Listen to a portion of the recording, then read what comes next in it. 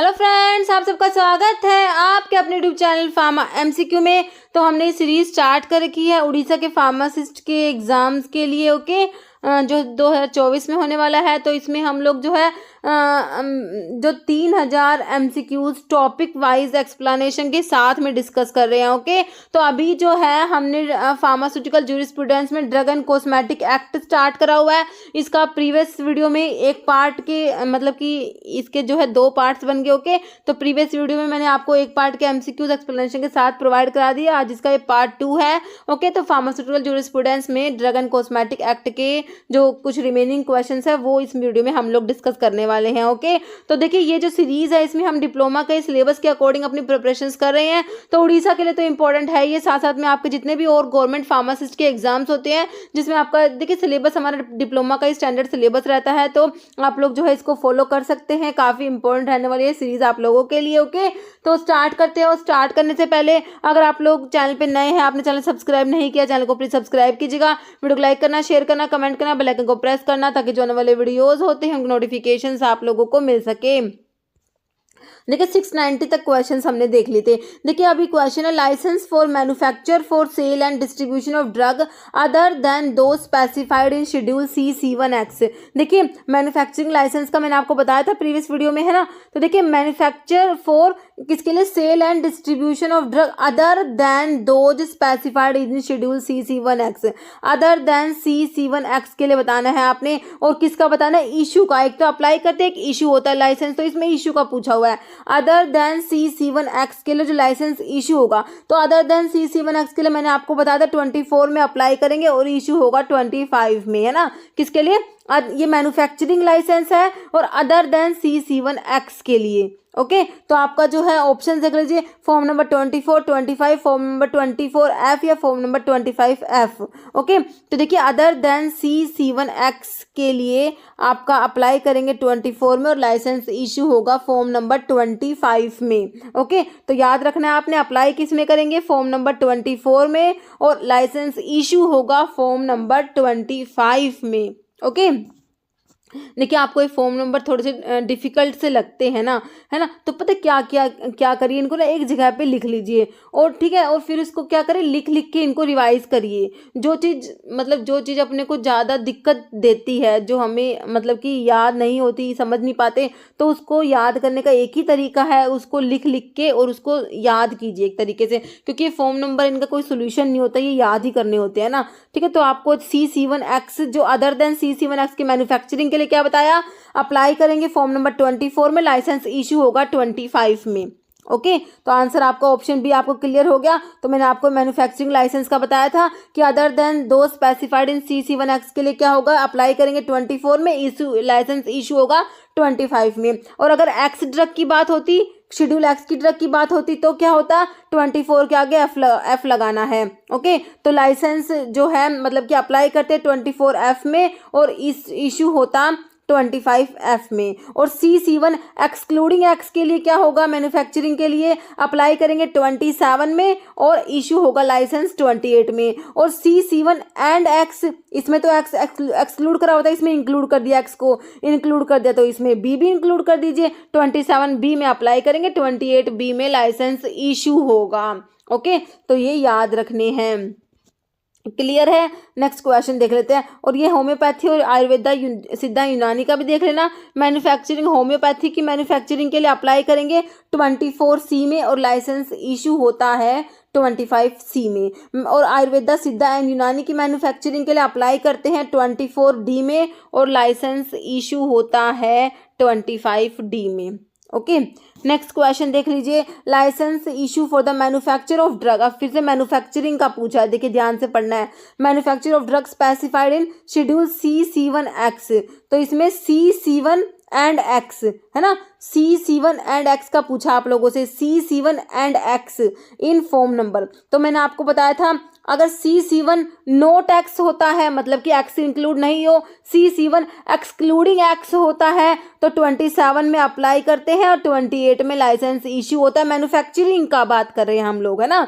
Manufacturing में अगर होता C1 एक्सक्लूडिंग X होता, तो 27 में तो C1 एक्सक्लूडिंग X होता तो 27 में अप्लाई करते, और जो लाइसेंस इशू होता वो 28 में होता, है ना। CC1 एक्सक्लूडिंग एक्स की बात हो रही है, लेकिन हमसे पूछा CC1 एंड एक्स, है ना, CC1 एंड एक्स की बात हो रही है, तो 27B में अप्लाई करेंगे और 28B में लाइसेंस इशू होगा। तो आपसे क्या पूछा है, लाइसेंस इशू पूछा है। देखिए क्वेश्चन पढ़िए, लाइसेंस इशू, है ना, तो 27 में तो अप्लाई कर दिया, ओके, और लाइसेंस इशू कब हुआ, 28B में लाइसेंस इशू होगा। ऑप्शन आपका डी राइट हो जाएगा। ओके, तो क्लियर है, ये इशू का पूछा है, मैन्युफैक्चरिंग का पूछा, CC1 एंड एक्स का पूछा है। ध्यान से पढ़ना है क्वेश्चन को, उसके बाद आंसर करना है। ओके, तो आंसर हमारा ऑप्शन डी मेरे हिसाब से आपको क्लियर है। और एक बार फिर से देख लीजिए, इसको जितनी बार पढ़ेंगे उतना ही ज़्यादा आपको रिटेन होगा।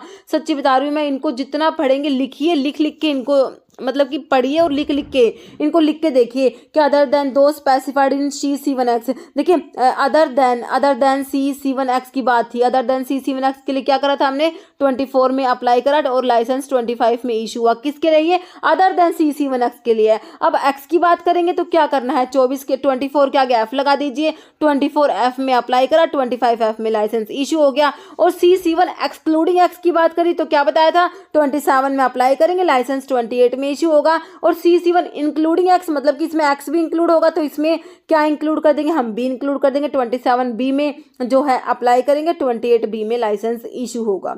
ओके, नेक्स्ट क्वेश्चन देख लीजिए, which of the following agency is not classified as an executive agency for administration of the act under the provision of drug and cosmetic act 1940। Okay, executive agency में कौन सा नहीं आता, देखिए licensing authority है, drug inspector है, drug consultative committee है, या कस्टम कलेक्टर है। ओके, तो एग्जीक्यूटिव में हमारा कौन सा नहीं आएगा, ड्रग कंसल्टेटिव कमेटी जो है एग्जीक्यूटिव में नहीं आती, और बाकी तीनों जो है ये हमारी लाइसेंसिंग अथॉरिटी है, ड्रग इंस्पेक्टर है और कस्टम कलेक्टर है, ये एग्जीक्यूटिव एजेंसी में आ जाएंगे। देखिए इसमें लिखा हुआ for the efficient administration of the act and rules, drug and cosmetic act की बात हो रही है, following agencies have been provided. देखिए इसमें तो एडवाइजरी होती है, एक एनालिटिकल होती है, और एक और कौन सी होती है, एग्जीक्यूटिव होती है।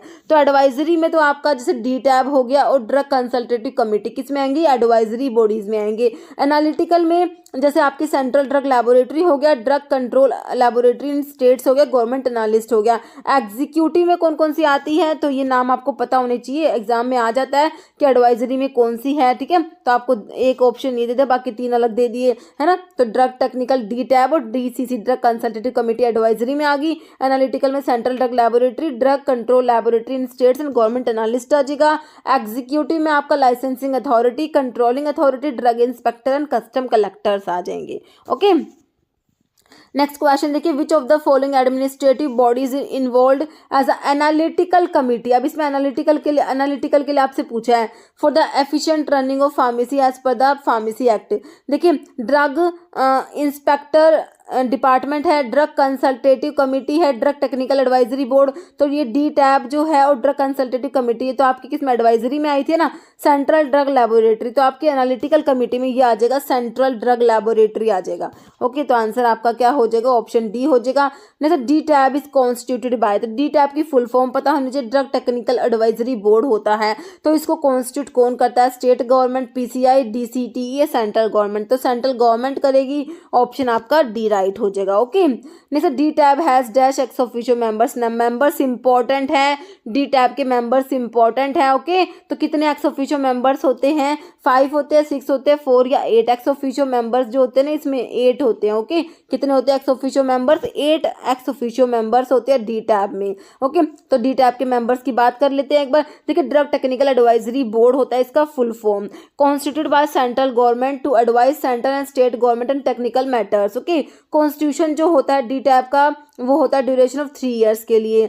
चेयरपर्सन जो है DTAB का वो कौन है, director general of health service. Okay, DGHS। Okay, members की बात कर लेते हैं, तो इलेक्टेड मेंबर 5 होते हैं, 5 नॉमिनेटेड और 8 ex officio. Okay, 5, 5, 8, 5 elected, 5 nominated और 8 होते हैं x officio members. Elected members की बात कर लीजिए, 1 teacher in pharmacy, 1 teacher in pharmacology, 1 teacher in medicine, 1 person elected by Indian Pharmaceutical Association, 1 person elected by Council of Central Medical Association। फिर आपके nominated members होते हैं, 5 होते हैं, इंपॉर्टेंट है।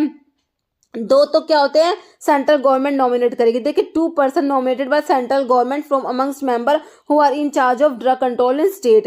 2 गवर्नमेंट एनालिस्ट होते हैं, 1 पर्सन होता है फ्रॉम फार्मास्यूटिकल इंडस्ट्री से। और जो एक्स ऑफिशियो मेंबर 8 है, तो 8 के नाम आपको याद होने ही चाहिए। Director general of health service होता है, director of central drug research institute Lucknow, director of central drug laboratory Kolkata, director of Indian veterinary research institute Izatnagar, director of central research institute Kasauli, president of PCI, president of MCN, drug controller of India. ये हमारे ex officio members होते हैं D tab के।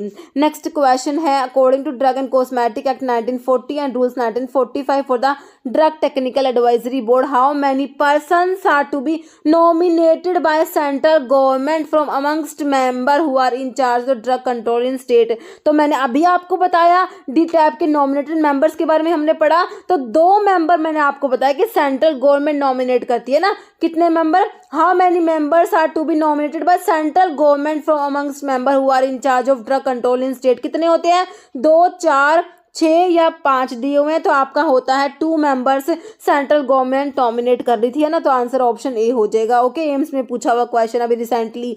Next 2 x officio members of drug technical advisory board D tab के, मैंने कहा था ex officio 8 के 8 नाम याद होने चाहिए। तो पूछे 2 एक्स ऑफिशियो पूछे, इनमें से कौन से दिए हुए हैं। Okay, D drug technical advisory board under drug and cosmetic act. देखिए drug controller general of India and the president of medical council of India, drug controller general of India and the secretary PCI, secretary pharmacy council of India and director. NIPER का इसमें कुछ काम नहीं है, NIPER हमने पढ़ा ही नहीं इसमें ना। तो हमारा जो है drug controller general of India हो जाएगा, प्रेसिडेंट हो जाएगा एमसीआई, है ना। तो ये सेकंड वाले में ना सेक्रेटरी दिया, सेक्रेटरी ने तो प्रेसिडेंट होता है पीसीआई का। ओके, तो आपका आंसर ऑप्शन ए राइट हो गया। Okay, next who the chairman of drug technical advisory board D tab के चेयरमैन मैंने अभी आपको बताया कौन से, president of PCI, union health minister, director general of health service, drug controller of India. तो ये ऑप्शन सी हो जाएगा, director general of health service the chairman of the DTAB. Okay, next question, appointment of drug inspector is as per the section of drug and cosmetic act 1940।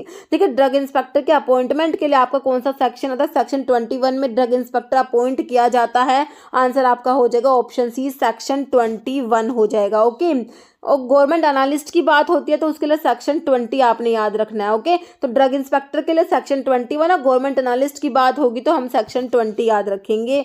Next drug inspector के बारे में और लिखा हुआ है, drug inspector क्या public servant होता है अपॉइंटेड अंडर सेक्शन 21। इसकी एलिजिबिलिटी क्या होती है ड्रग इंस्पेक्टर के लिए, देखिए बी फॉर्म तो आपने होना ही होना है, ठीक है। तो बी फॉर्म और 18 मंथ एक्सपीरियंस होता है manufacturing of any 1 schedule C drug.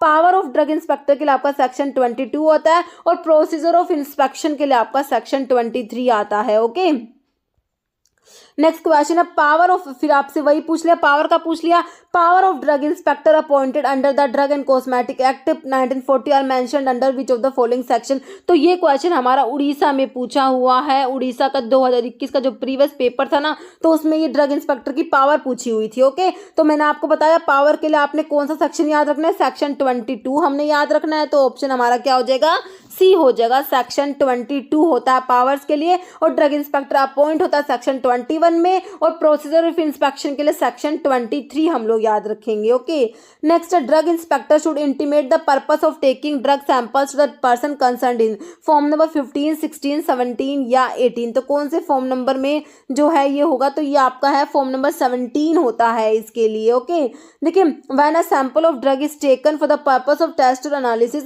Inspector should intimate purpose of person concerned in writing in form number 17।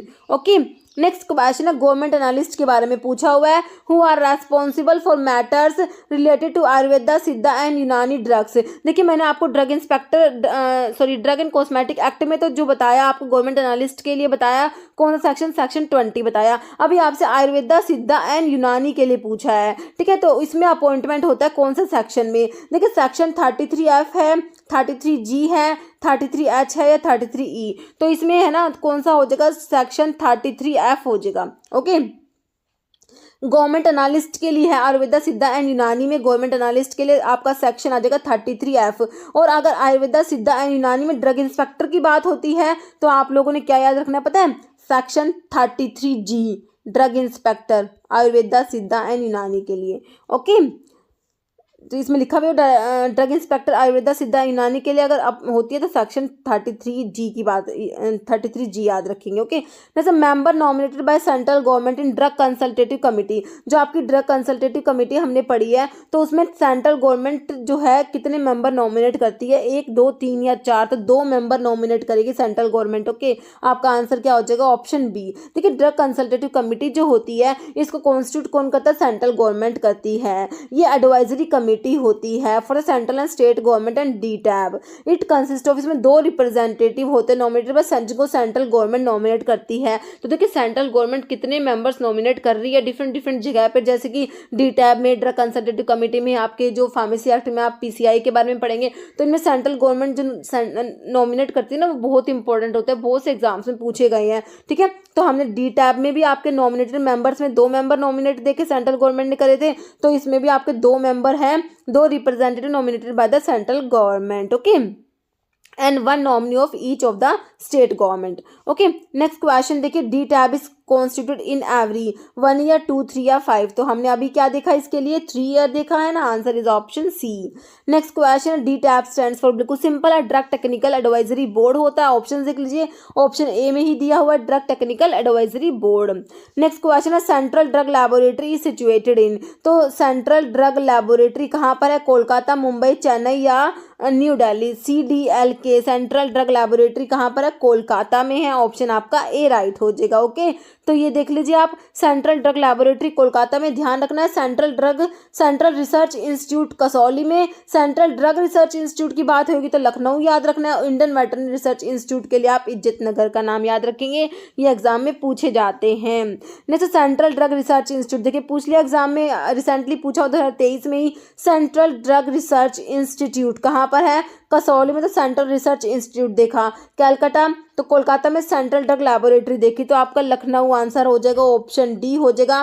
Central drug research institute कहाँ पर है, लखनऊ में है। ओके, ऑप्शन सी हो गया।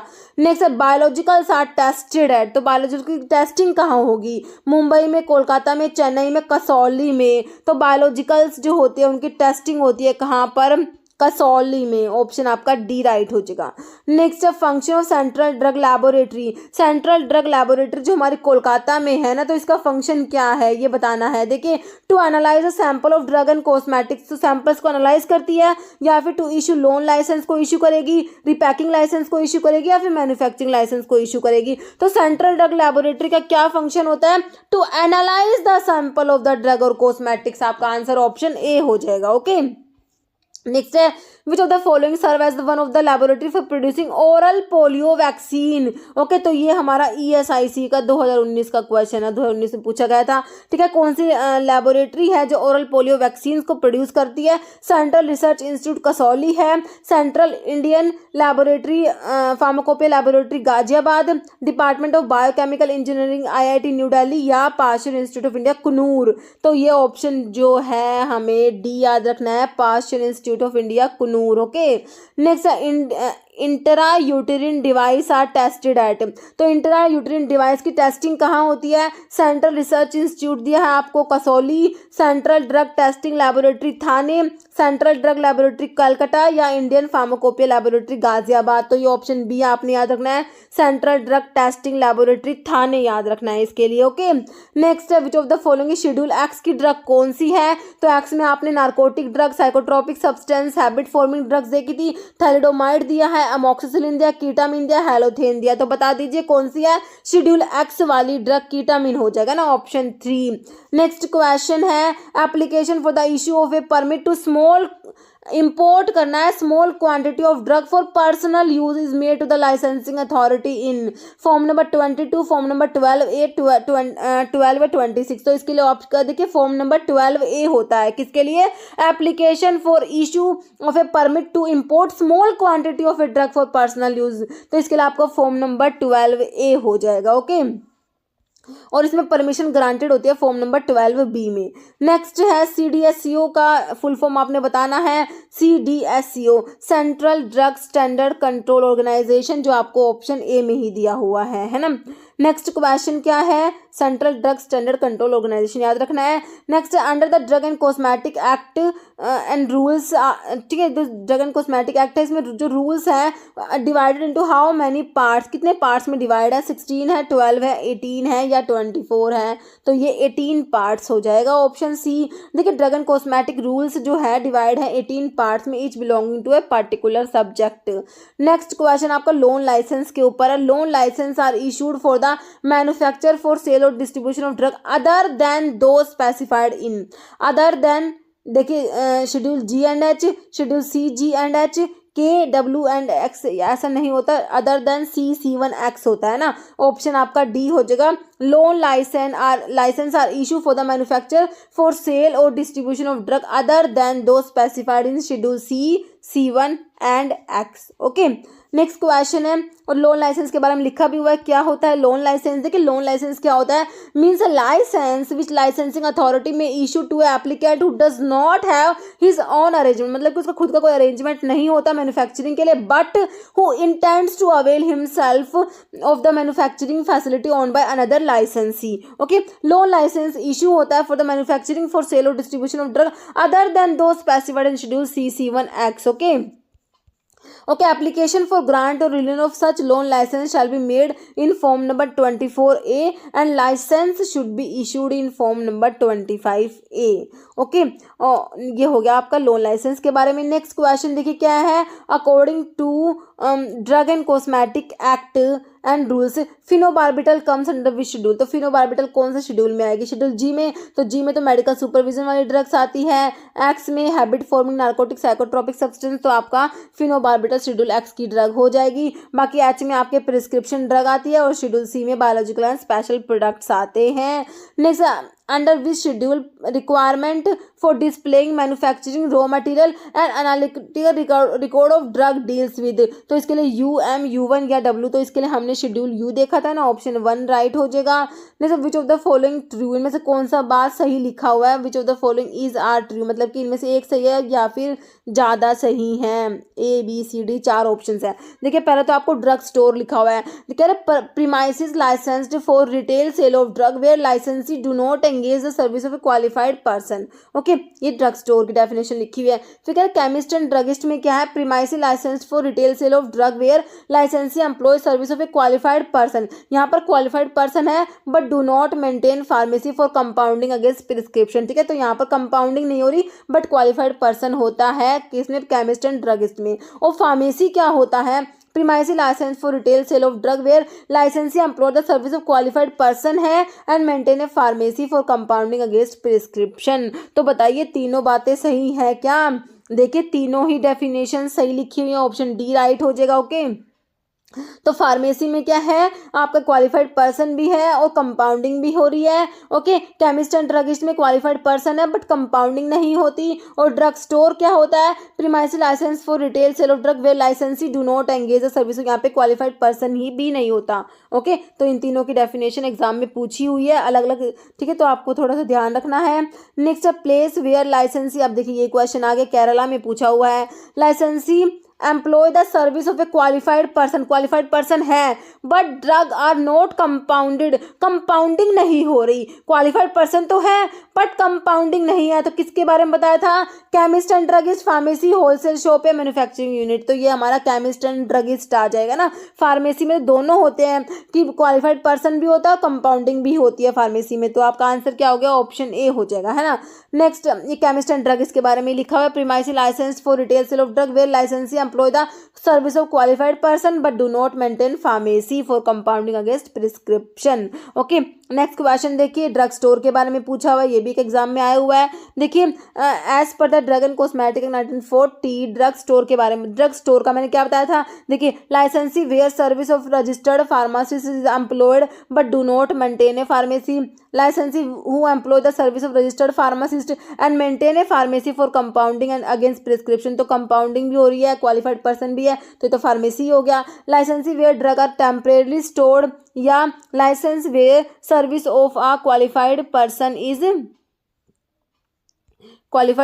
Is not required. ओके, तो आपका जो है आंसर क्या हो जाएगा, ये ऑप्शन डी ही हो जाएगा, service of qualified person is not required. Okay, तो ये ड्रग स्टोर की डेफिनेशन हो जाएगी। नेक्स्ट, ड्रग स्टोर के बारे में लिखा हुआ है, premises licence for retail sale of drug where licensee do not engage the service of a qualified person.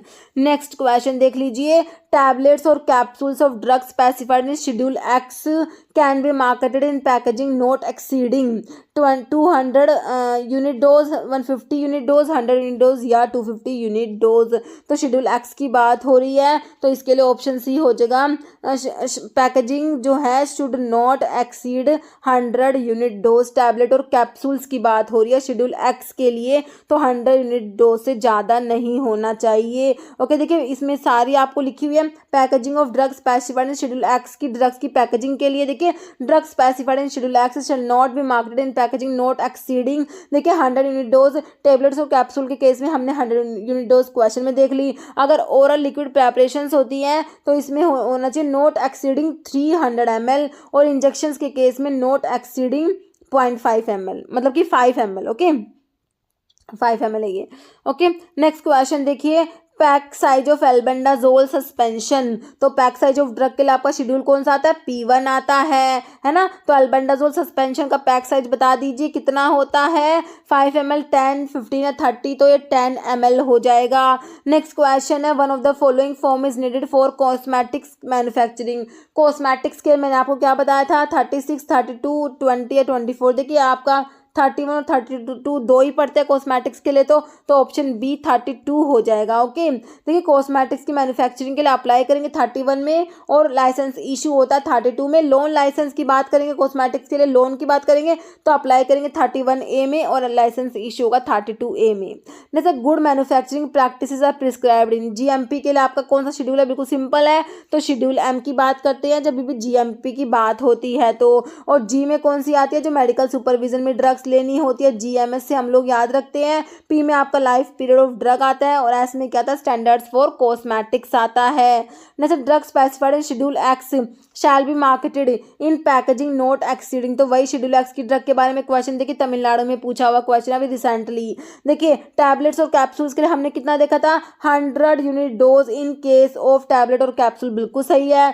300 ml in case of oral liquid preparation, ये भी सही है। 5 ml in case of injection, ये भी सही है। तो आपके तो तीनों ही बातें सही लिख दी इन्होंने, answer is option D. Okay, next question है, which one of the following drug is not a schedule C1। C1 में कौन सी नहीं आती, देखिए C में आपके पेरेंट्रल्स आते हैं, C1 में आपके नॉन पेरेंट्रल्स आते हैं ना। तो देखिए आपकी नॉट C1 में नहीं आती। देखिए डिजिटालिस है, एर्गोट है, फिश लीवर ऑयल है, स्ट्रिप्टोमाइसिन, तो स्ट्रिप्टोमाइसिन आपकी इनमें नहीं आती C1 में। ओके, नेक्स्ट है शेड्यूल M1 के ऊपर पूछा हुआ है, deals with the requirement of factory premises for the manufacturing of, तो मैंने आपको M1, M2, M3 के लिए क्या बताया था, M1, M2, M3 का हमने HCM याद रखना है। होम्योपैथिक के लिए GMP, कॉस्मेटिक्स के लिए, मेडिकल डिवाइसेस के लिए। M1 पूछा तो होम्योपैथी देख लीजिए कहाँ पर दिया हुआ है, तो आपको देखिए ऑप्शन जो है मेडिकल डिवाइसेस दिया है, तो इसके लिए तो आपका M3 हो जाता है। होम्योपैथिक दिया है तो आपका ऑप्शन जो है B हो जाएगा, होम्योपैथिक प्रेपरेशंस के लिए GMP। Okay, next on the label of schedule G drug which among the following should not be present. Schedule G में जो मेडिकल सुपरविजन में ड्रग्स लेनी होती है तो उनके लेबल पे क्या नहीं होना चाहिए। देखिए सिंबल इन रेड है, डेट ऑफ एक्सपायरी है, पोटेंसी इन यूनिट है, मैन्युफैक्चरिंग और इंपोर्ट लाइसेंस नंबर, तो क्या नहीं होना चाहिए, सिंबल इन रेड ये नहीं होना चाहिए। बाकी date of expiry, potency in units और मैन्युफैक्चरिंग और इंपोर्ट लाइसेंस नंबर होता है। ओके, देखिए particulars which should appear on schedule G drug पे क्या क्या लेबलिंग के लिए क्या क्या होना चाहिए। देखिए प्रॉपर नेम होना चाहिए, मैन्युफैक्चरिंग या इंपोर्ट लाइसेंस नंबर होना चाहिए, बैच नंबर होना चाहिए, पोटेंसी इन यूनिट्स होनी चाहिए और डेट ऑफ एक्सपायरी होनी चाहिए। ओके, नेक्स्ट है subsequent penalty on the offence related to manufacture sale distribution stocking exhibition offering for sale और distribution of spurious drug but not manufactured under the name of any other drug. ठीक है, question ध्यान से पढ़ना है। Subsequent penalty आप लोगों से पूछी है, सब्सिक्वेंट, फर्स्ट कन्विक्शन का नहीं पूछा, सब्सिक्वेंट पेनल्टी पूछा है। ओके, तो किसके लिए? Spurious drug but not manufactured under the name of another drug. Okay, तो manufacture sale distribution stocking exhibition offering for sale और distribution of spurious drug but not manufactured under the name of another drug.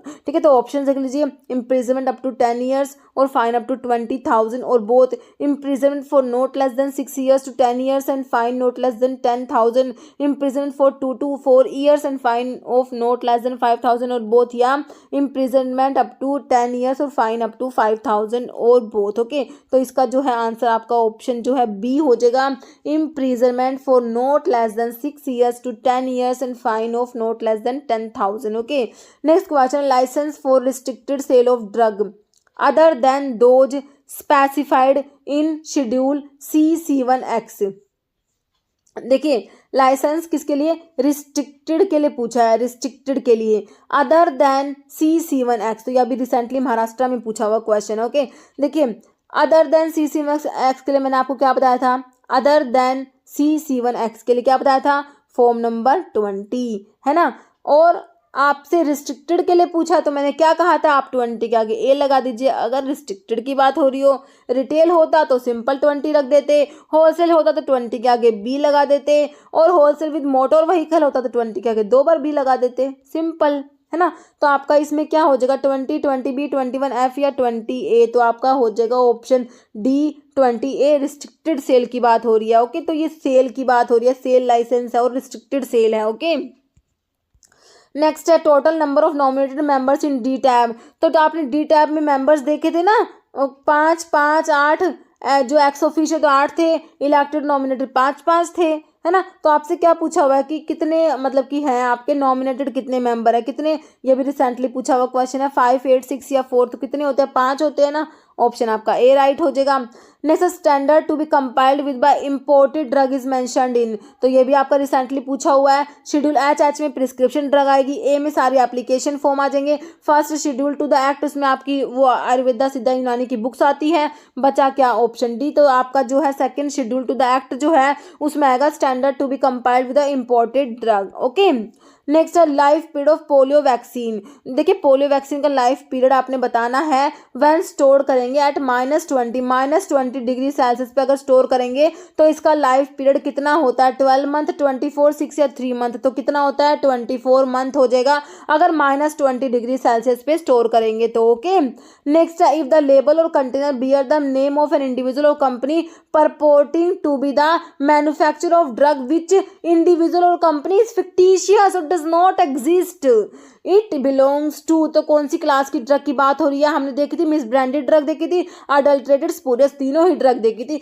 तो fictitious है या फिर does not exist है, तो ये किस में आ जाएगा? आपका स्पूरियस में आ जाएगा ना। तो आपका ऑप्शन सी हो जाएगा, स्पूरियस ड्रग। ओके, नेक्स्ट है application for grant of a licence to sell stock exhibit और ऑफर फॉर सेल और distribute drug other than those specified in schedule X by wholesale is in. देखिए, अब जो हमने licence देखे थे other than CC1X के लिए 20 देखा था, CC1 के लिए 21, तो वो हमारे क्या थे? वो हमें लाइसेंस थे। अब इनके लिए अप्लाई भी तो करना पड़ेगा ना। तो अभी एप्लीकेशन वाला पूछा आप लोगों से कि एप्लीकेशन के लिए बताना है। ओके, और किसके लिए? Other than those specified in schedule X. Okay, देखिए एप्लीकेशन के लिए ना आपने ना फॉर्म नंबर 19 याद रखना होता है। ओके, तो अगर आपसे कहा है कि क्या है, देखिए application for grant of a licence to sell stock exhibit और ऑफर फॉर सेल और distribute drug other than those specified in schedule X by wholesale. Okay, तो आपका जो है इसमें हो जाएगा फॉर्म नंबर 19 हो जाएगा। ओके, तो आंसर क्या हो जाएगा इसका? ऑप्शन ए हो जाएगा, फॉर्म नंबर 19 हो जाएगा। और अगर इसमें देखिए रिस्ट्रिक्टेड की बात होती तो फॉर्म नंबर 19 के आगे ए लगा देते, एप्लीकेशन की ही बात हो रही है ये। ओके, और अगर होता आपका मोटर व्हीकल होता तो इसमें 19 के आगे ना 2 बार ए लग जाता। ओके, और ये एक बार मैंने सारे लिखे हुए थे। ठीक है, इसका आंसर जो है आपका ऑप्शन ए हो गया। देखिए, फॉर्म नंबर 19 जो होता है, अभी हम किसकी बात कर रहे हैं, एप्लीकेशंस की। एप्लीकेशंस फॉर ग्रांट और renewal of licence to sell, stock, exhibit और distribute drug other than schedule X, okay. और 19A जो होता है वो किसके लिए हो जाएगा, एप्लीकेशन फॉर ग्रांट और renewal of restricted licence to sell, stock, exhibit और distribute drug to by retail by dealer who does not engage qualified person, ठीक है। रिस्ट्रिक्टेड की बात हो रही है तो 19 के आगे ए लगा देंगे। एप्लीकेशन की बात हो रही है, ध्यान से पढ़ना है, ओके। और लाइसेंस फॉर दिस, और इसके लाइसेंस इशू होता है 20A में, ओके। क्योंकि हमने जो है अदर देन CC1X के लिए क्या देखा था, 20 देखा था, और रिस्ट्रिक्टेड के लिए हमने 20A देख ही लिया है ना। रिस्ट्रिक्टेड के लिए ए लगा देते हैं। फिर आपका है जो 19AA किसके लिए, देखिए, एप्लीकेशन फॉर ग्रांट और renewal of licence to sell, stock, exhibit और distribute drug from a motor vehicle. तो मैंने आपको बताया मोटर व्हीकल जो आएगा तो आपने 19 के आगे 2 बार ए लगाना है।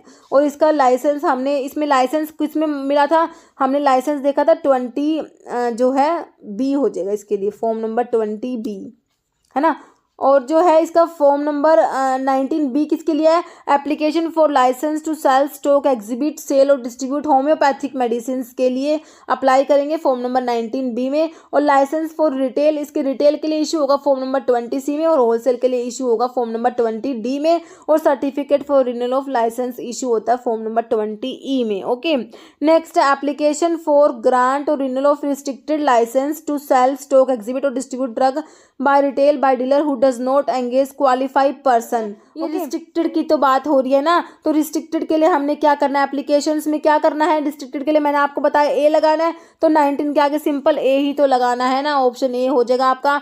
फॉर्म नंबर 19A है, बिल्कुल सिंपल है ना। तो 19A में एप्लीकेशन फॉर ग्रांट और renewal of restricted licence to sell, stock, exhibit और distribute drug by retail by dealer who does not engage qualified person, okay. और लाइसेंस इसके लिए हमने इशू में क्या बताया था, रिस्ट्रिक्टेड में 20A था, ओके। नेक्स्ट है एप्लीकेशन फॉर्म 19C। अब 19C पूछा है किसके लिए है, 19C is used for the following schedule. तो 19C किसके लिए है, schedule C and C1, schedule C homeopathic drug या शेड्यूल एक्स। तो 19C पता किसके लिए, शेड्यूल एक्स की ड्रग के लिए। अभी तो आपने अदर देन CC1X पढ़ा था, है ना। तो आपका जो है एक्स के लिए जो होता है 19C में एप्लीकेशंस के लिए ये 19C होता है, ओके।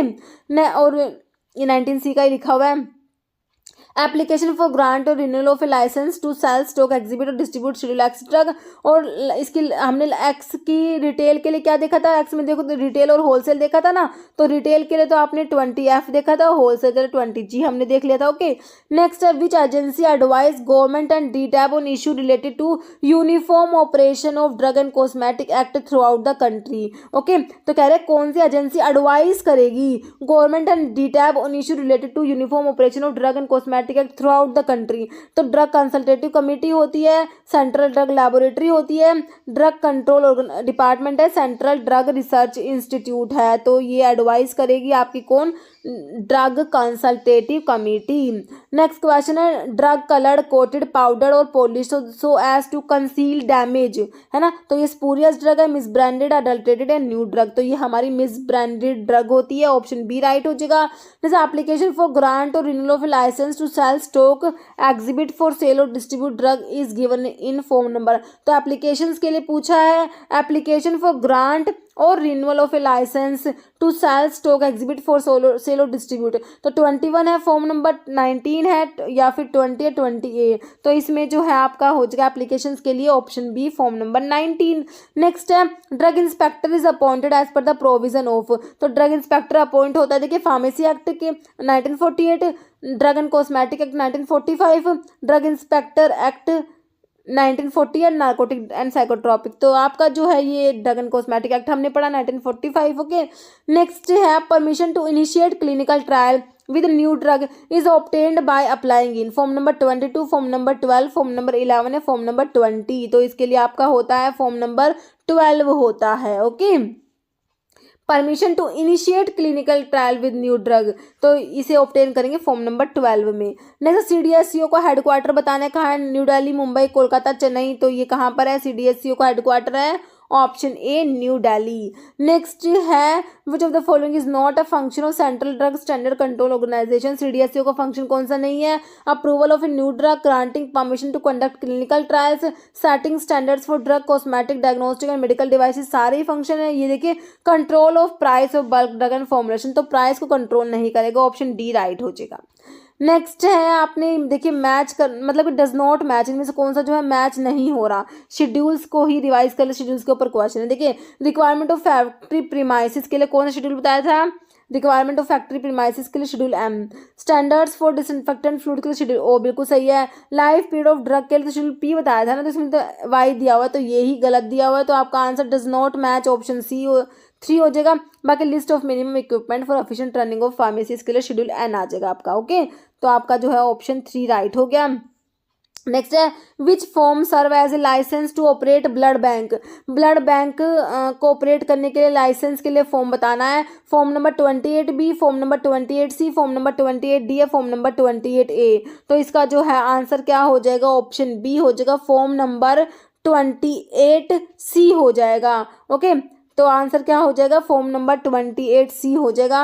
देखिए आपका जो है इसके लिए जो अप्लाई करते हैं application for grant renewal of licence for operation of blood bank, for processing of whole blood और प्रेपरेशन ऑफ ब्लड कॉम्पोनेंट्स, तो इसके लिए अप्लाई करेंगे फॉर्म नंबर 27C में और लाइसेंस इशू होता है 28C में। ओके, नेक्स्ट क्वेश्चन है mention the form number in which import licence is granted for drug specified in schedule C1 excluding those specified in X. Okay, C1 के लिए है excluding x, तो तमिलनाडु में पूछा हुआ क्वेश्चन है। देखिए इंपोर्ट लाइसेंस का पूछा हुआ है, किसका? इंपोर्ट लाइसेंस के लिए पूछा हुआ है ये, तो form number 14, form number 10B, form number 24 या फॉर्म नंबर 10। ओके, तो इसका आंसर क्या हो जाएगा आपका? फॉर्म नंबर 10 हो जाएगा। ओके, ऑप्शन डी हो जाएगा। देखिए इंपोर्ट लाइसेंस के लिए आपका होता है फॉर्म नंबर 8 होता है, उसमें अप्लाई करता है application for licence to import drug except schedule X के अलावा जो ड्रग है उसके इंपोर्ट के लिए अप्लाई करेंगे फॉर्म नंबर 8 में और लाइसेंस इशू होता है फॉर्म नंबर 10 में। Okay, next application for licence to import schedule X drug. अभी आपने देख लिया कि एक्स के अलावा जो ड्रग है उनके लिए तो 8 में जो अप्लाई कर दिया इंपोर्ट लाइसेंस के लिए 10 में इशू हो गया, और एक्स की बात करेंगे तो एक्स के लिए क्या होता है? Form number 8A, form number 10A, form number 8 या फॉर्म नंबर 10। तो अगर एक्स की बात होती है तो फॉर्म नंबर 8A में अप्लाई करेंगे और लाइसेंस इशू होगा फॉर्म नंबर 10A में। ओके, और एक्स के अलावा ड्रग की बात हो जाएंगे एक्सेप्ट एक्स है ना, शेड्यूल C1 जिसमें एक्स इन्वॉल्व नहीं होगा तो उसमें इंपोर्ट लाइसेंस के लिए अप्लाई करेंगे 8 में और लाइसेंस इशू होगा 10 में। ये हमने देख लिया ना, तो ये इसमें और रिवाइज कर लीजिए। Application for licence to import schedule X drug की बात होगी तो एप्लीकेशन के लिए फॉर्म नंबर 8A और लाइसेंस इशू होगा 10A में, और एप्लीकेशन की बात होगी एक्सेप्ट एक्स की बात होगी तो फॉर्म नंबर 8 में जो है आपका अप्लाई होगा, फॉर्म नंबर 10 में आपका इशू होगा। तो इंपोर्ट लाइसेंस के लिए आपको 4 ही फॉर्म याद करने होते हैं। Okay, next as per GMP permitted limit of solid content in water for injection. Okay, तो ये 100 ppm है, 1 ppm, 0.1 ppm है, 10 ppm, तो कितना होता है? 10 ppm होता है। As per GMP permitted limit of solid content in water for injection is 10 ppm। Okay, तो ये हमारे हो गए ड्रग एंड कॉस्मेटिक एक्ट के क्वेश्चंस कंप्लीट कर लिए हमने। ओके, तो अभी हमेशा की तरह एक क्वेश्चन जिसका आंसर आप लोग देने वाले हैं। आप लोगों के लिए क्या क्वेश्चन है? Central drug laboratory is situated इन कोलकाता, मुंबई, चेन्नई या न्यू दिल्ली। तो इसका आंसर आप लोगों ने कमेंट बॉक्स में देना है। इस वीडियो में इतना ही। अगर आपको वीडियो अच्छी लगी तो लाइक करना, शेयर करना, चैनल पर नए हैं तो मेरा आप लोगों से रिक्वेस्ट है कि चैनल को प्लीज सब्सक्राइब जरूर करना। Okay, thank you.